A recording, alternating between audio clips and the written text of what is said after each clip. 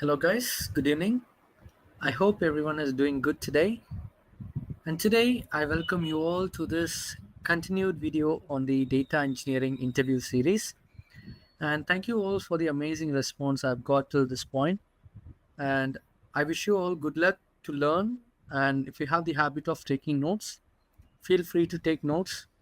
And you all know the routine, what you have to do. Take a cup of coffee if you're very tired after your work. You might be from your college, so it doesn't matter. You're going to learn, and I want you all to remain fresh while you learn it. So grab a cup of coffee, have your notes ready. If you have any questions, feel free to drop your questions in the comment sections, and I'll be more than happy to either answer it to you in this section or in the next session. Okay, so good luck with that. And who are we? We are Data Valley.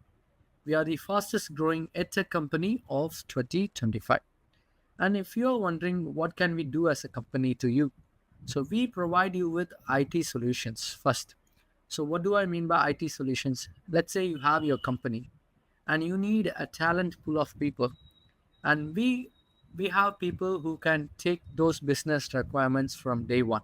So we have trained and skilled professionals who can readily take the vacancy as soon as you have in your company to fulfill the job's requirement. And is that the only thing that we do? No. We also provide you with training support. So training support also comes with the 100% placement assistance. And if you are thinking what kind of trainings do we provide? We provide training in multiple subjects like data engineering, data analytics, data science, Spark developer, SQL developer, Python developer, Selenium, Java, mobile app development, cybersecurity, ethical hacking. So we have multiple streams, in-demand subjects, menstack, web development, whatnot. So we have multiple subjects being trained in our institute. So feel free to check out what kind of training we provide, what is the mode of learning, what is the duration. So you can access these kind of information from our website at Datavalley.ai. And feel free to ask to one of our colleagues by ringing to the number that is provided in the website, and they'll be more than happy to guide you for your career progression and development. So myself, Franklin, I've almost got 3+ years of experience as a data engineer, and I'm very excited to get you all this knowledgeable content to you. So I hope you all learn a lot from this, and good luck to you to ace your next data engineering. So coming to our video, what are we going to learn today? So this is the 11th video of this data engineering series, and I thank you all for the amazing response I got till this point, and no words to thank you all. And in today's video, what are we going to cover? We are going to cover AWS Glue. So AWS Glue is an important service or a tool when you talk about the cloud-based data engineering, especially in the AWS domain or Amazon cloud. So the AWS cloud, ultimately, you have variety of options to run your ETL workflows. Like you can use AWS EMR, you can use AWS data pipelines, you can use DMS, you can use AWS Glue, but especially in context to ETL, okay, you can use either EMR or AWS Glue. And today, in this video, we are going to dive deep on what is AWS Glue, how is it different to other services, what is the purpose of using it, what are the components within it, so how is AWS Glue different to Spark. So this is pretty much the agenda for today, and I wish you that you know you make most out of this video. Okay, now the first question is, what is AWS Glue and how does it fit into ETL process? Okay, AWS Glue is a fully managed serverless extract transform load service provided by Amazon Web Services or AWS. It is designed to simplify and automate the process of preparing and combining data for analytics, machine learning, and application development. Let's keep it short. What is AWS? AWS is a fully managed serverless ETL tool. You got it? So, what do I mean by fully managed? So, all your resources are managed by your cloud provider and not by you. Okay? So, all you got to do is write your script, or if you don't want to use scripts, you have visual interface option as well. So, you define what kind of extract, load, and transform that you want, and the resources are provided readily from your cloud provider, either to scale up or either to scale down. It doesn't matter. This will be completely managed by your cloud provider. And serverless, what do I mean by serverless? So, talking about serverless, it doesn't mean that you're not going to use any server. You will be using servers. You will be using compute. You will be using storage. You will be using the network. But the difference is that you are not provisioning it, but rather it is handled by your cloud provider. So that's what is it is meant by serverless, where you're not provisioning any resources manually. And then I hope you all know about the ETL. It's extract, transform, and load. As the word suggests, it's a process of extracting the data from the source and transforming those extracted data and loading the transformed data to a destined resource. Okay, destined source. So, in short, AWS Glue is a managed serverless ETL tool. And why it was designed? What is the benefit of it? In short, if I have to say it, if you if you're performing any analytics, if you're trying to get an idea about your data, if you're trying to do some insightful operations on your data, and that is where your AWS Glue comes into play, because it is ultimately designed to simplify and automate the process of preparing your data for analytics or machine learning or other use case scenarios. All right. And now you might be having a question that, okay, so how does Glue actually fit into the ETL process? Yes, we understand that AWS Glue is an ETL tool, but in which area or at which exact point does this Glue tool fit into your ETL workflow? Okay, let's talk about it. The first thing with your ETL process is your extract process. So, you in your extract process, your AWS Glue comes in the following ways. First, your AWS Glue can connect to a wide variety of data sources, including Amazon S3, Amazon Redshift, Amazon ODS, and various on-premises databases. So, the specialty about using AWS Glue is that it can connect, and not just connect, it can extract data from multiple data sources. And AWS Glue being an AWS proprietary service, it just doesn't contain itself to AWS resources like Amazon S3, Redshift, and ODS. But on top, it can extend to third party or uh, other cloud providers or other data warehouse services or other database services as well. Let's say I have my AWS Glue. It is cloud based and it is proprietary to Amazon Web Service. What if I need to get my data extracted from a database? Let's say I have a MySQL database. Can AWS Glue try to extract the data? Yes, your AWS Glue can actually extract the data from the sources. All right. And next, AWS Glue crawlers automatically discover data, infer schemas, and populate the AWS Glue data catalog, which acts as a centralized metadata repository. So, what's happening? Not just establishing the connection. So, AWS Glue first it establishes connection under the extract part, and then what it does is that it has a component called as AWS Glue crawler. We are not going to discuss about that for now. Just give me like 10 minutes, because AWS Glue crawler is a component which we will be discussing further in this video. Okay, so to keep it short, the AWS Glue, what it does is it has a component called Glue crawler which can automatically discover your data. It can infer the schema and also populate the AWS Glue data catalog, which acts as a centralized metadata repository.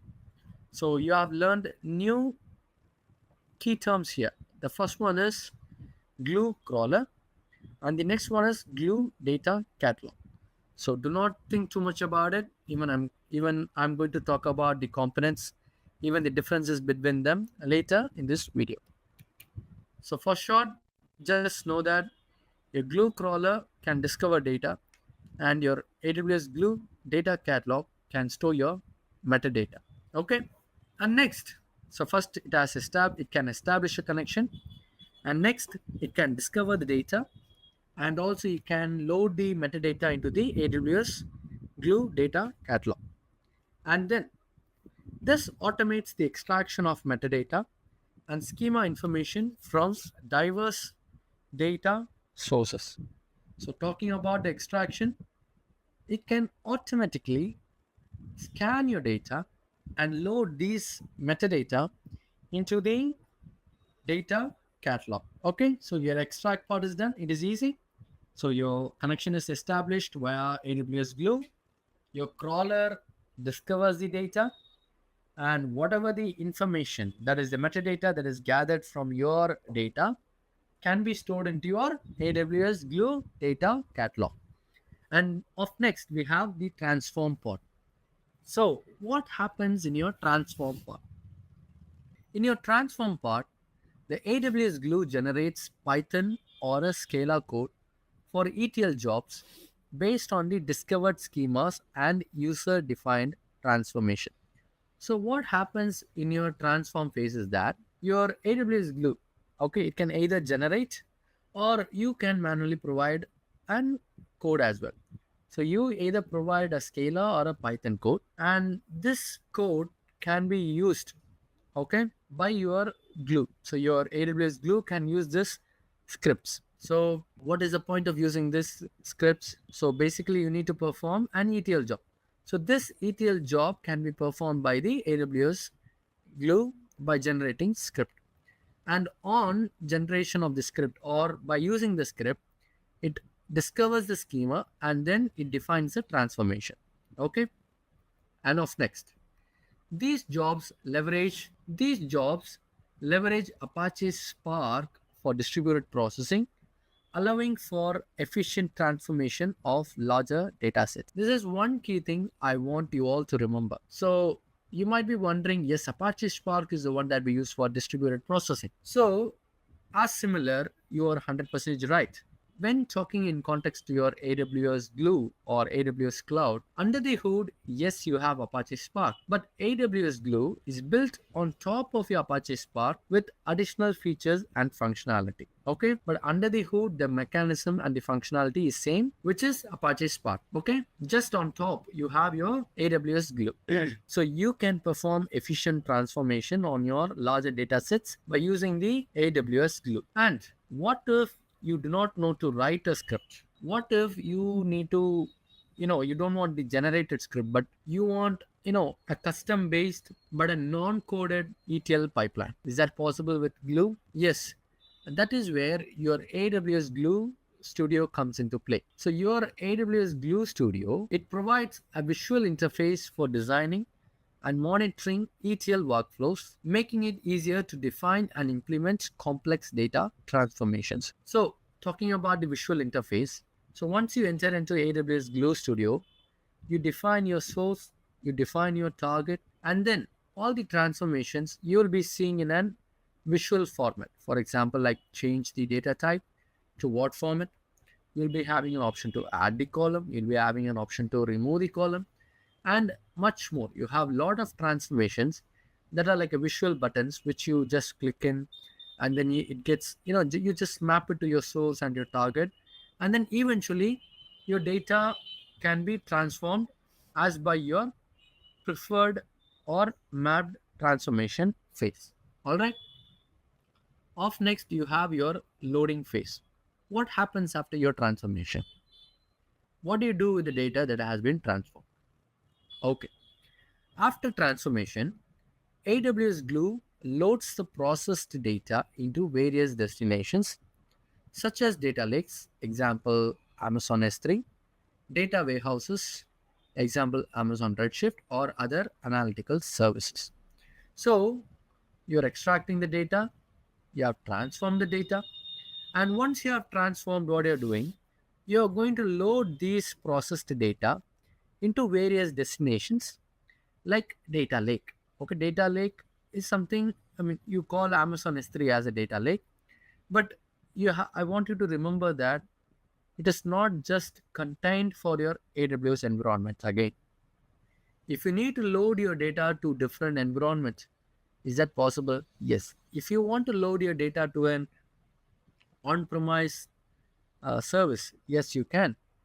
What if you need to load it into other cloud? Is that possible? Yes, it is possible. For example, you might have a scenario where you process the data and the processed data must be loaded into a Snowflake. So Snowflake is a different data warehouse system. Okay, it is not part of your AWS.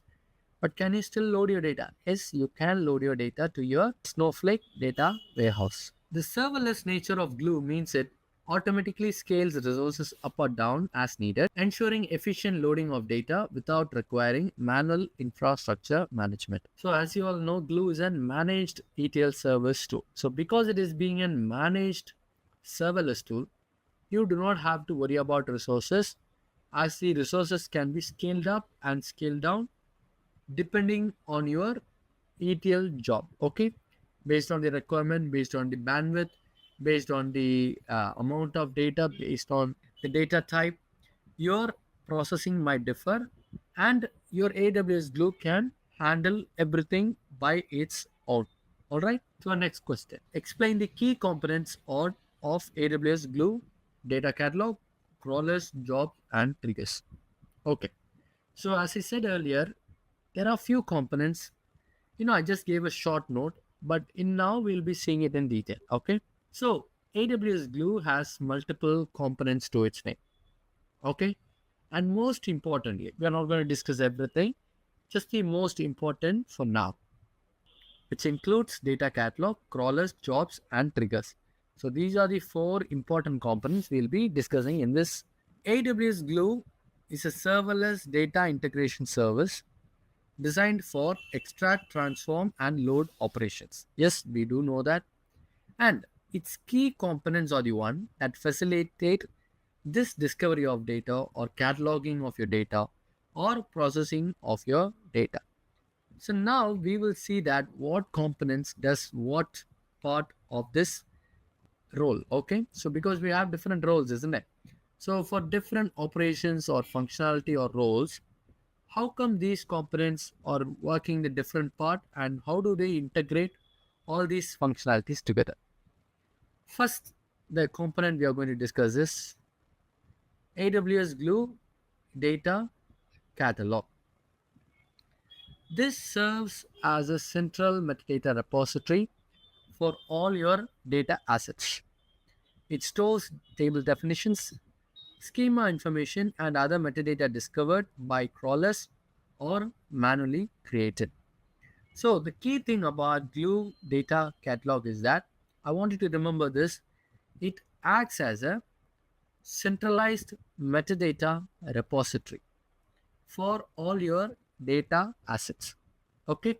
So this is a repository where you have the metadata information only about your data. Okay. Nothing else. Okay. So what metadata does it store?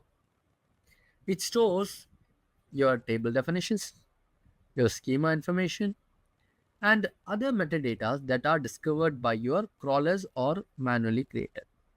So, what do I mean by table definition? A table definition can be okay, what is the number of rows? What are the number of columns? What is the data type for each of the columns? And what is the minimum value? What is the maximum value? On what basis is the partition being done? So these are different scenarios for your table definitions. Okay. Then you might have a schema information, the data type, how each column has a different data type, how the schema has been defined. So these are your schema information. So these kind of metadata information are stored into your centralized metadata repository, which is nothing but your Glue data catalog. And how come are they discovered? How is the table definition or schema information are getting discovered and is being put into your data catalog? That is where your AWS Glue crawlers come into play.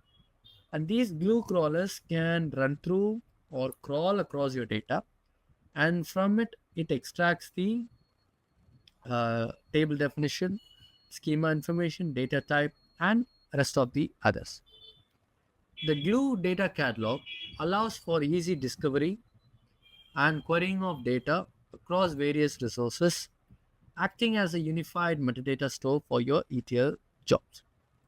So, the data catalog helps you to easily discover and query the data across various sources. Okay, and talking about discovery, because crawlers are running and it gives you the information, right, the metadata information, and because of that you are able to easily discover and query the data across various sources. And these Glue data catalog acts as a unified metadata store for your ETL job. And next we have the Glue crawler. So we earlier saw about Glue crawler, right? And how come your Glue crawler is interacting with your Glue data catalog? So they crawl across your data assets and then provide the metadata, right? So now let's see about the Glue crawler itself. Glue crawlers are programs that connect to data stores such as Amazon S3, Amazon Redshift, or relational databases to discover data and infer its schema. So crawler is a component of your Glue. And what this Glue does is that it can run through your data across the different services. Okay, services in the sense, I mean your data stored in your S3, it can be data stored in your database, it can be data stored in your data warehouse. So on a whole, it can scan your data across all your data platforms or databases or data warehouses, in other words. Okay, so it discovers the data and then it infers its schema. So what do I mean by infer its schema? So it tries to scan your data, and once it has read the data, it will try to come up with the schema for it. Okay, for example, you might have variety of columns. The first one, let's say serial number. So it's an integer data type column. And then you might have a name next to it, the customer name, which is going to be of a text, right? And then of next you might be having the timestamp at which the user registered, which is of a timestamp based. So all these data are inferred and then you'll be getting an idea about the schema.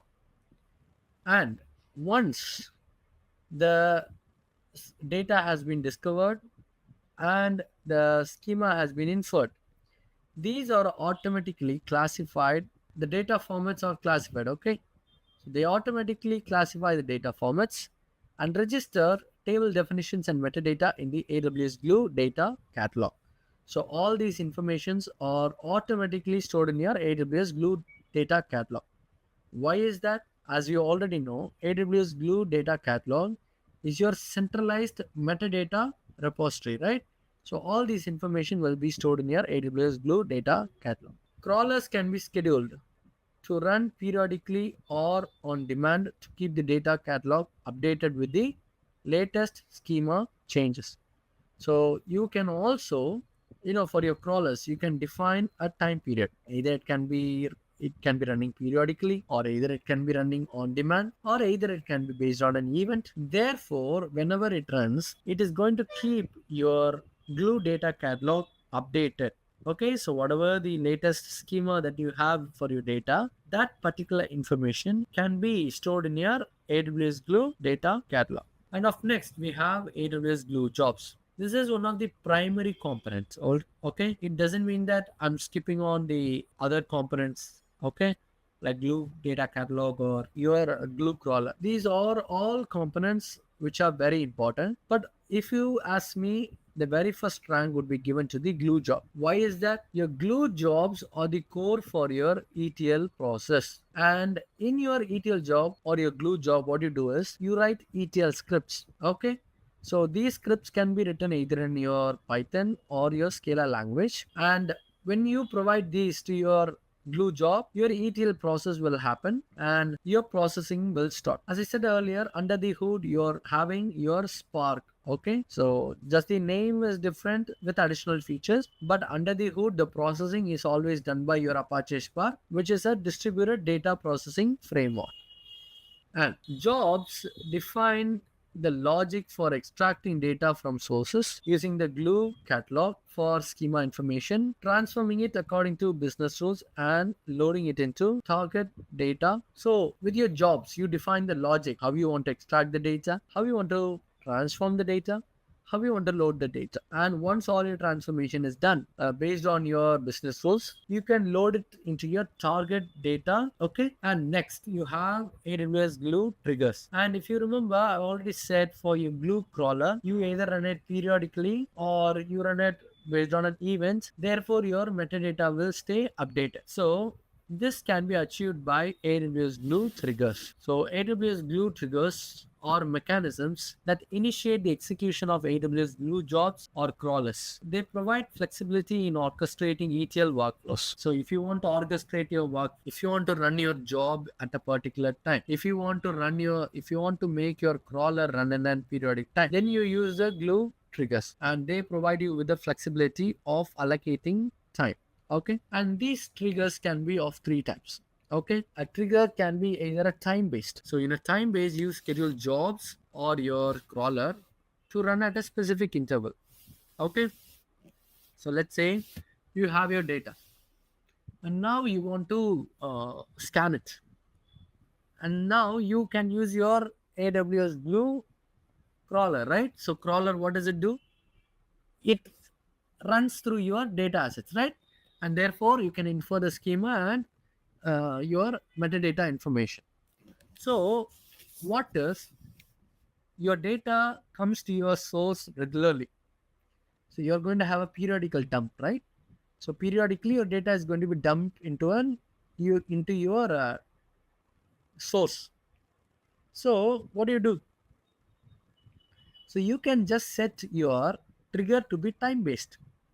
So time based can be like run for every minute, run for whatever minutes, run for whatever hours you want, run for every 6 hours, run for every 12 hours, run for once in a day, runs once in a week, and then you can set your time. And that at that particular time, your Glue trigger will start initiating your Glue job or your crawler.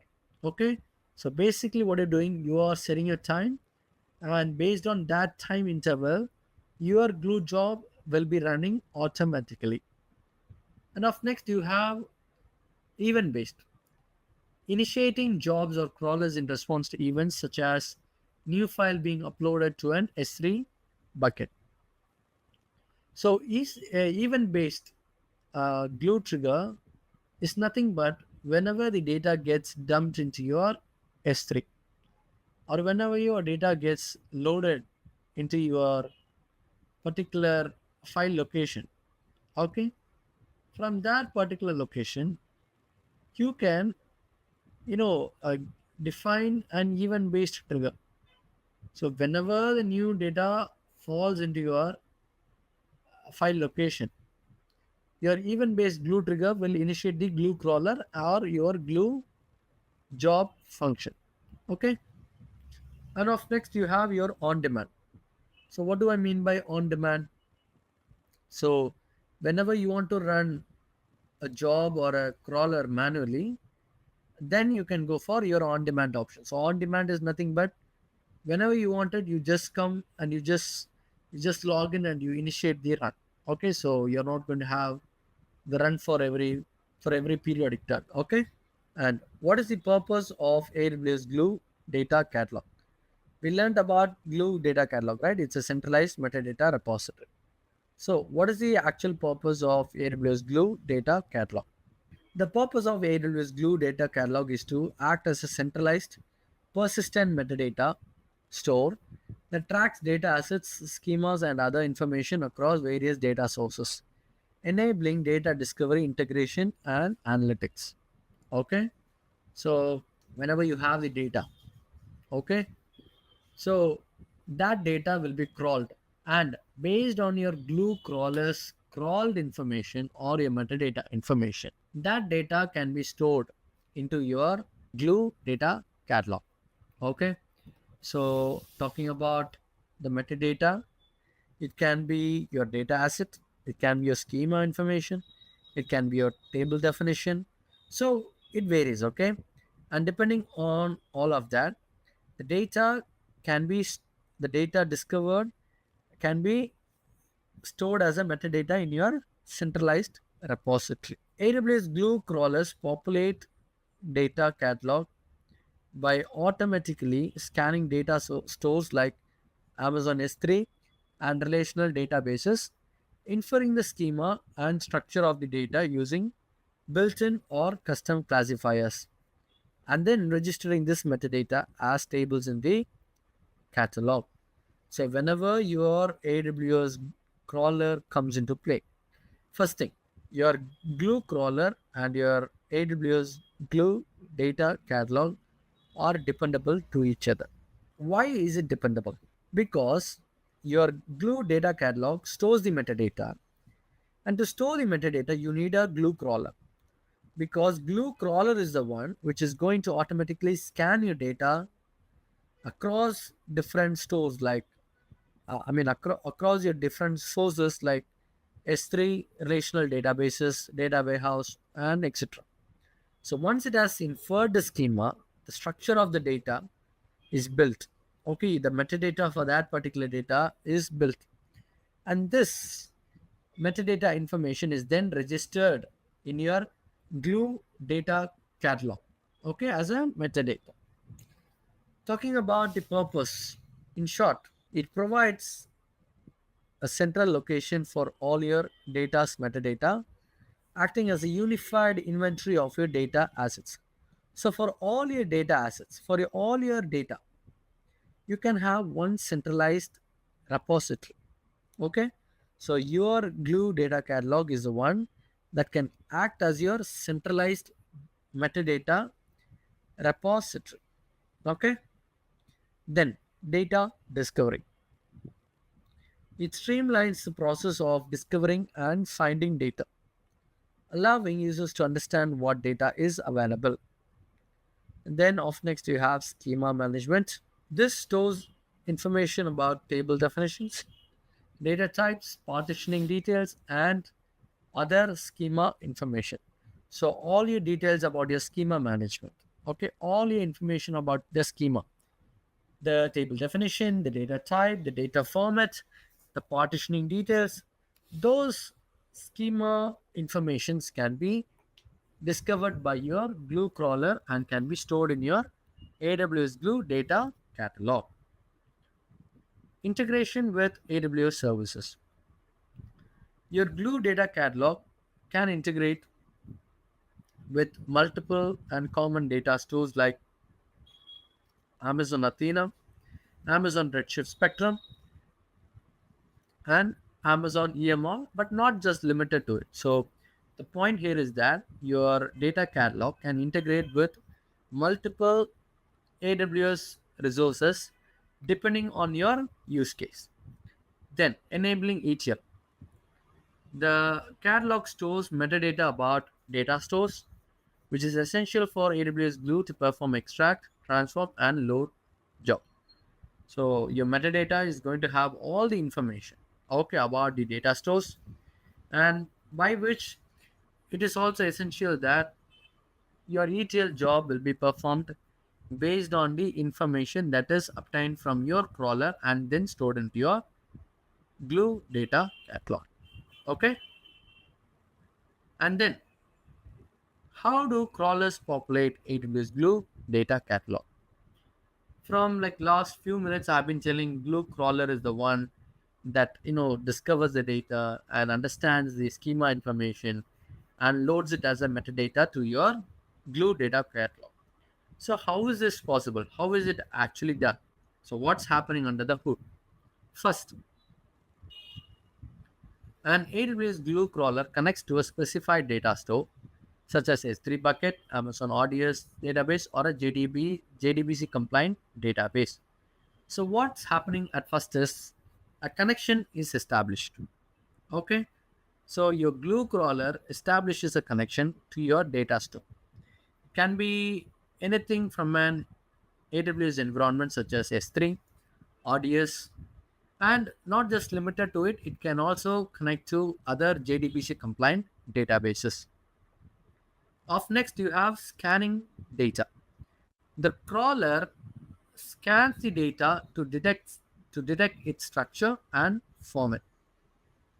So the crawler, what it does is that it scans the data, okay, and then once it has scanned the data, then it will detect the structure and its format. Okay, so first the connection is established, then your crawler is going to scan the data to understand its structure, and next, once it has detected your structure, it uses those, okay, it uses the either the built-in or a custom defined classifier. Classifiers, in short, if I have to say, for example, you might have a CSV file. So in CSV file, your data is separated with a comma, and you might have a tab separated file. For example, it is a TSV file, right? So for that, you can define a classifier to be a tab separated classifier.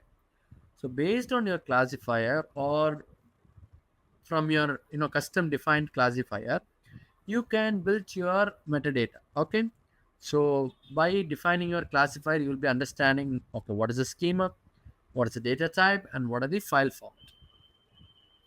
And once your schema has been inferred, then your metadata is built or constructed. So the crawler extracts the metadata, including table definitions, columns, and data type. So by scanning and understanding and inferring, you will be able to understand the metadata information. Okay, and next, populating the catalog. This extracted metadata is then used to create or update tables in the AWS Glue data catalog, providing a structured repository for your data. So whatever the metadata that has been constructed, whatever the metadata that has been built in, okay, so that particular extracted metadata is used to create or update the tables in your AWS Glue data catalog, therefore providing a structured repository for your data. Right.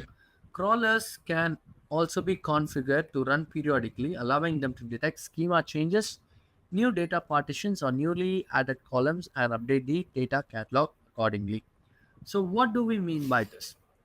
So is it just done once when we run the Glue crawler? No. What if you are having a new data that is being dumped into your source location, and these data are having a different data types or a new columns added to it, or a few, I mean, the columns are reduced, or your data type have for a particular column has been altered. So you might have those scenarios, right? So all your data files are not going to come in the same format, so you might have changes. So how are you going to deal with that? So what you can do is you can use the triggers to run your crawlers in a periodical fashion. Therefore, it allows to detect the schema changes, and therefore you can also understand, okay, what has been changed, what is the data type, what is the data format, what is the new partition that has been assigned. So depending on all these information, you will be able to discover the changes. How do you differentiate AWS Glue ETL job and Glue crawler? Okay, we learned about the ETL jobs, that is Glue jobs, and the Glue crawler. How are they different to each other?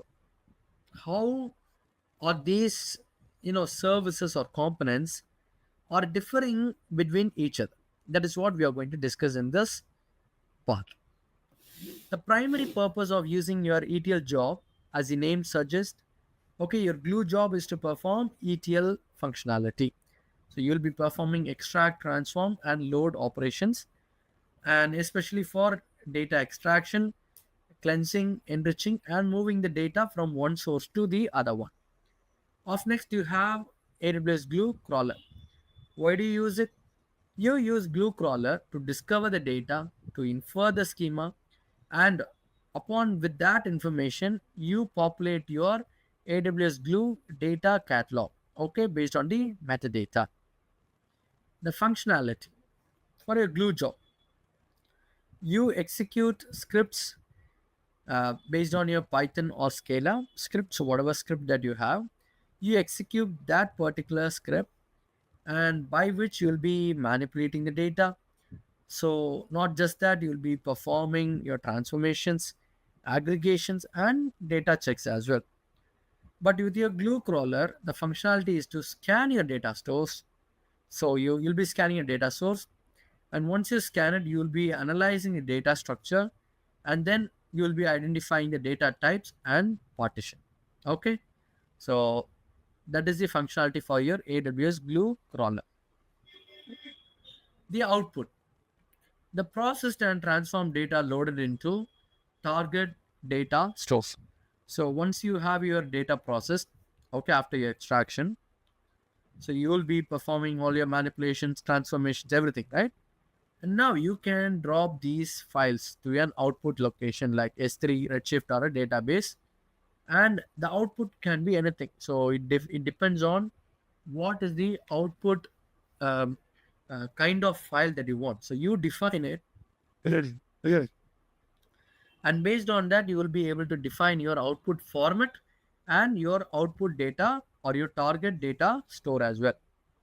And then your Glue data catalog. So this is just where you have your metadata entries, right? So your Glue crawler will have your metadata entries or the metadata information like table definition, schema information. These are then populated into your AWS Glue data catalog. Dependency. This is something you have to pay attention to. Often relies on metadata created by crawlers in the data catalog to understand source and target schema. So what you're doing, so your Glue crawler is the one that will be running in your data assets, by which you will be defining the schema information, right? So only if your data crawler runs, you'll be having some metadata information. So by any chance, okay, you're not going to have your Glue data catalog run independently. Okay, if you need to use Glue data catalog, which is a centralized metadata repository, you need to use Glue crawler to load that particular information. So your Glue data catalog is completely dependent on your Glue crawler. But is Glue crawler dependent on something? No. So your Glue crawler creates the metadata that ETL jobs can then utilize, and it can be run independently to update the data catalog. So irrelevant of using data catalog, the crawler can be run, and they can try to understand and utilize and update the metadata in your Glue data catalog. The execution, your Glue job, they run on an Apache Spark under the hood, right?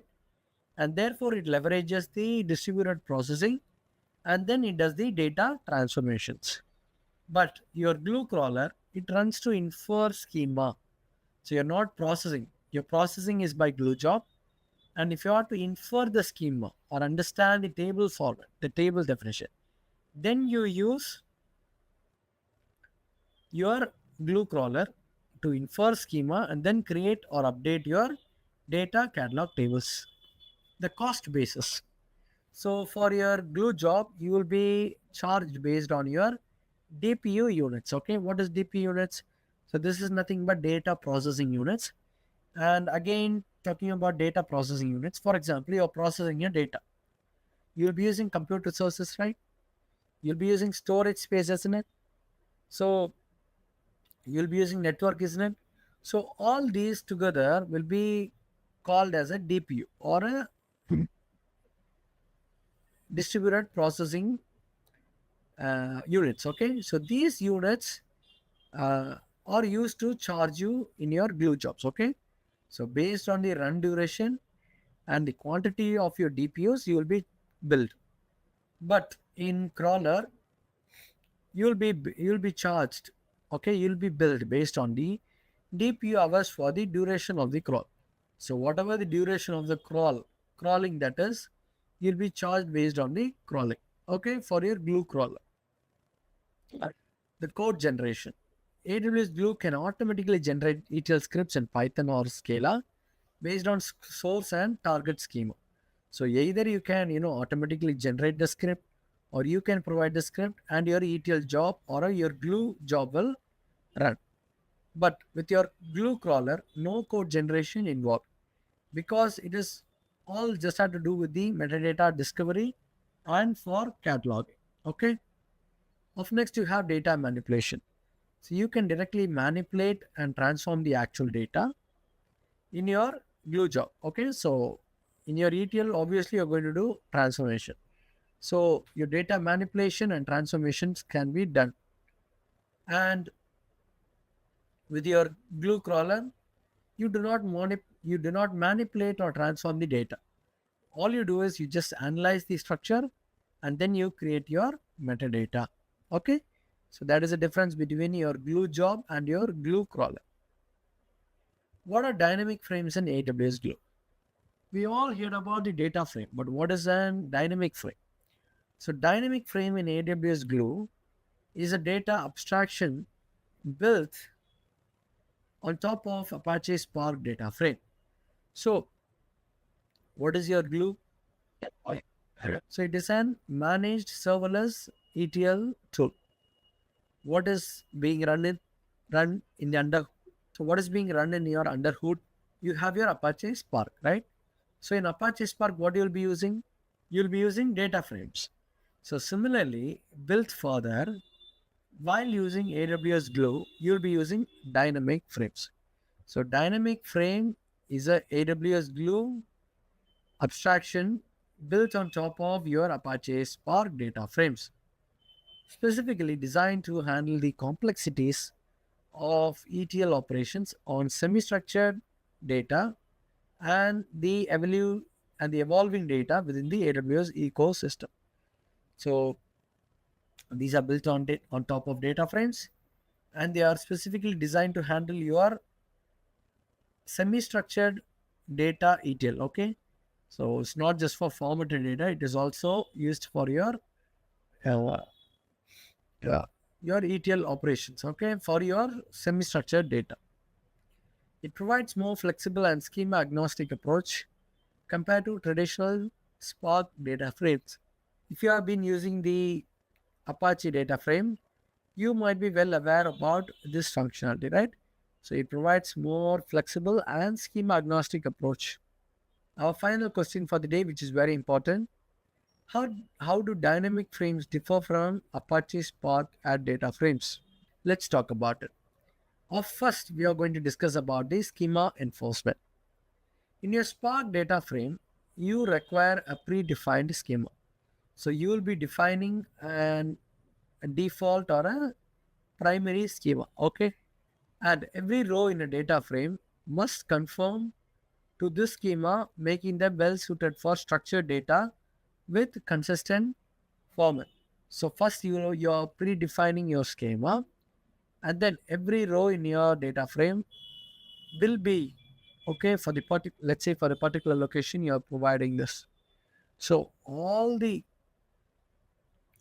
rows in the data frame, they must be abiding to your schema rule. Okay, and therefore by abiding to your schema, you are making sure that they are well suited for structured data and consistent format processing. So how is it different to dynamic frames? Your dynamic frames are self-describing meaning each record carries its own schema information. This eliminates the need of an additional fixed schema, making them ideal for handling semi-structured data like JSON, XML, and data with evolving schemas fights where fields might be added, removed, or have varying data types across records. So, because see in your Spark data frame, you are having a predefined schema, and all your data within a file must be suitable to. But with your dynamic data frames, because you have schema handling, all your evolution problems or your schema enforcement problems can be handled in your Glue dynamic frames. Up next, we have schema evolution and flexibility. Spark data frames handle schema changes in Spark data frames often require handling schema changes in Spark data frames often requires explicit schema evolution logic or rereading data frame with an updated schema. What do I mean by schema evolution? So, for example, let's say today I have a 5 columnar data. Tomorrow, what if I get a 6 columnar data frame? What if I get a 7 column data? So, in that case, how are you going to handle it? Okay. And then to handle this in your Spark data frame, you define an default schema. Okay. So, you define a logic, and based on that, you'll be working in your schema in your Spark data frame. But in a dynamic data frame, you automatically adapt to schema changes. Sorry. Yeah. So handle you handle your data by an automatic adaptation. Okay. And because your dynamic frames are self-describing and they can easily adapt to your schema evolution, therefore being more flexible. So they automatically adapt to schema changes within the data, allowing for more seamless processing of data sets where the structure might evolve over time without requiring code modifications for schema handling. Built-in transformations. Spark data frames offer a rich set of transformations, but many common ETL operations on semi-structured data might require custom code or UDFs.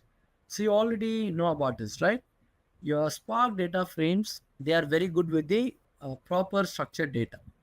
But your dynamic frames are having the ability to even work with the semi-structured data. Therefore, your Spark data frames offer a rich set of transformations, but those ETL operations can be applicable to your properly arranged data. But when it comes to a semi-structured data, we might need a custom code or a UDF for your Spark data frame. But with your dynamic frames, they provide specialized transformations tra- tailored for common ETL tasks on semi-structured data such as unnest, resolve choice, drop fields, and apply mapping, simplifying data manipulation and cleansing. Okay, so dynamic frames have the ability to handle your semi-structured data by your, uh, you know, by using different options like unnest, resolve choice, drop fields. So that functionality is taken care in your dynamic frame. Integration with AWS Glue data catalog. Your Spark data frame can interact with AWS Glue data catalog, but the integration is not as native or seamless as with dynamic frames. So your Spark data frame can interact with your Glue data catalog, but their interaction is not native and therefore it is not so seamless. But dynamic data frames are proprietary, or it is an like an they are like a match, they are like a team. Therefore you will be getting a lot of features and functionality. And your Glue dynamic frames can interact with AWS Glue data catalog, therefore allowing for easy discovery, access, and manipulation of data stored in various AWS services such as S3, Redshift, okay, and that are cataloged in your Glue. Let's talk about the conversion. This is something, it's not difference but a conversion. Dynamic frames and Spark data frames can be converted between each other using 2DF method and from DF method, allowing users to leverage the strength of both abstractions. So let's say you need to use advantage features of Glue data frame. Yes, you can, but also you want to use the advantage or benefit of an data frame. Yes, you can use it. So from both your data frame and your dynamic frame, you can use the benefits out of each by using or by converting your data frame into dynamic frame, or converting your dynamic frame to your data frame. For example, after initial schema resolution and cleansing with dynamic frame, data can be converted to Spark data frame for performance critical analytical operations. So once you have done all your transformations using your data frame, okay, sorry, using your dynamic data frame, now you want to use the same dynamic frame for an performance critical analytical operation. In that use case, you can convert your dynamic frame to an data frame. Okay, so therefore you can perform different conversions for the benefit of your efficiency. All right, so that is all for today. I think this was quite a pretty much a knowledgeable and a useful session. So if you have any doubts, feel free to come back and have a look on all of these so that you will get a good idea. All right, so before we close, who are we? We are Data Valley, the fastest growing edtech company of 2025, and we offer you with IT solutions, trainings, and placement support. And we have our headquarters in US, UK, and Hyderabad as well. So you can see the numbers in the screen. So feel free to ring to those numbers, and our colleagues will be more than happy to help you in your career progression and in your development. Okay, so that is all for today. I'll catch up with you in another video soon. And few people have been asking about the materials for this. Yes, I'll be uploading the all these files in my LinkedIn soon. I'll be providing you the link as well, so you can access them and you can make most out of it. All right. So thank you so much, and I wish you all good luck with your interviews. Okay. Take care. Bye bye. Have a nice day.